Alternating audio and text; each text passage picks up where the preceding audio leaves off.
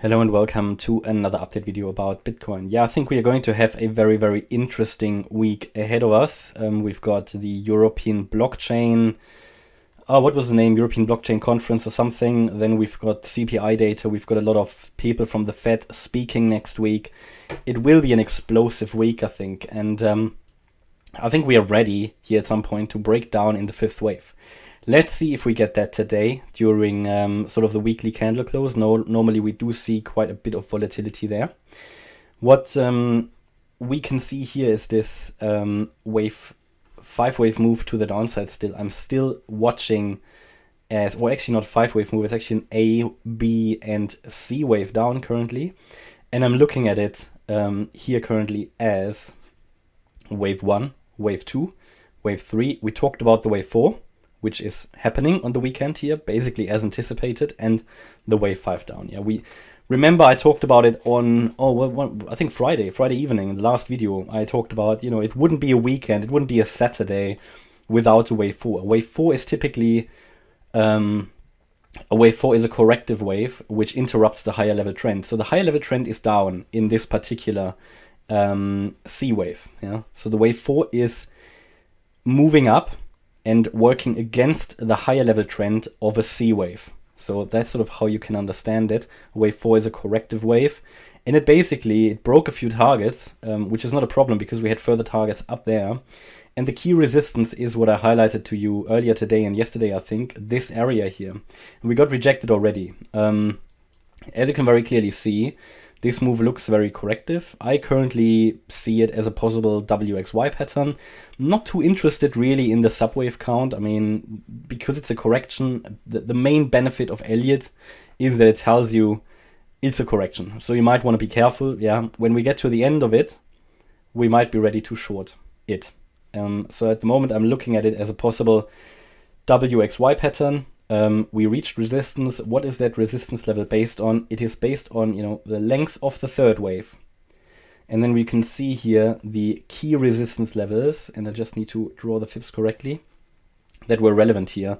The 38.2 fib, we got rejected from it. It is the ideal target for such a fourth wave, typically, the ideal target, based on fibs. Yeah, there are other targets if you look at the subwaves and so on, and I put them all onto the chart earlier today.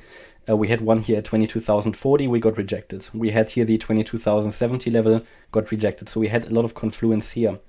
Does it mean it has to stop? Not yet. I think only when we break out of this corrective price channel to the downside, I think only then we can be ready for the fifth wave. It looked already like it earlier today. Didn't tempt it a short here today. Knowing it's a bit of a risky one on Sunday, but got out at break even. Yeah, with a what I can always recommend is if you attempt something like that, and especially on the weekend, maybe move down your stop loss as soon as possible. Yeah, because in the end, that's what stop losses are for, and they prevented a loss basically. Yeah. So looking at this now, I think we're getting towards the end of it. I mean, it depends on. The wave Y could be a WXY in itself, then it would be finished. So it's not too important to be too aware of these subwaves, especially not in a corrective pattern. These can morph very often, they can change very often. The main benefit here is that we basically have a good understanding that it's a corrective wave, it's most likely a wave 4, and we most likely see another low in a fifth wave. So I cannot yet give you a target for the fifth wave because the fifth wave hasn't really started yet. I think we can consider it started if we break out of this channel to the downside. Bear in mind, it can still move a bit higher in this wave 4. Especially 22,250 would not be off the table. That's the 50% retracement. A wave 4 could go to that level without a problem. But we obviously got rejected here at the 38.2 fib, but haven't broken out of the channel yet. So I think we need that break out of the channel to consider that wave 5 has started. Until then, the uptrend here is further in place. Can we use any kind of channel technique here to estimate the end of the fourth wave as we did it here with this small fourth wave? So we might attempt something. I think what we could be doing is to take here the end of, I think the A wave would need to end here. We need to connect the A with the 3, and then we draw a parallel channel and we connect that to the top of the Y wave here. Again, it depends on where you put it, because we've got a wick here. Now, if you disregard the wick, we are basically nearly there. Not sure how reliable that is. We can put it here. I consider the wick, which might then go on a little bit longer. We'll see. We'll see. Don't take it as too much confidence into this channel, but I think we might see a reaction there somewhere here in this region. I think we are now at basically a make or break point, and I think next week we have a very, very interesting opportunity here across the market. We are heading into support boxes left, right, and center, and I think one more low I would expect for Bitcoin and Ethereum, and then we probably see a larger bounce. Then we have 5 waves down complete in wave C, and then I'm looking at possibly a larger bounce, and then the market will need to show is it an impulse or not. But with one more low, I will scale in across the market.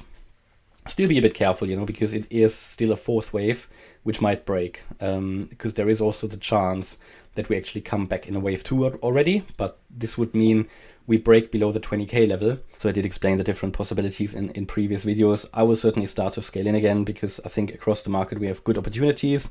It will be a volatile week as well.